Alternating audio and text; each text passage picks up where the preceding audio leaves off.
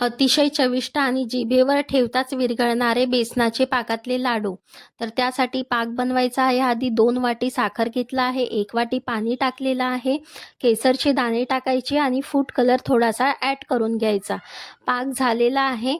4 ते 5 मिनिटं होऊ द्यायच्या. इकडे कढईमध्ये पाऊण वाटी तूप घातलेलं आहे, 2 वाटी बेसन याला छान मिक्स करून याला 7 ते 8 मिनिटापर्यंत होऊ द्यायचं आहे आणि विलायची टाकायची आहे. यामध्ये दूध ॲड करायचं आहे. तर यामध्ये पाक ॲड करायचा आहे.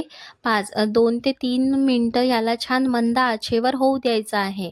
घट्ट झाल्यानंतर बॅटरला एका ताटामध्ये काढून घ्यायचं आहे. 10 ते 15 मिनिटं याला हवेशीर ठेवायचं आहे आणि याचे लाडू बनवून टाकायचे आहे. एकदम मस्त बनणार आहे. तुम्ही नक्की ट्राय करा घरी. आणि हो, व्हिडिओ आवडला असेल तर लाईक, शेअर अँड फॉलो करा. Bye bye.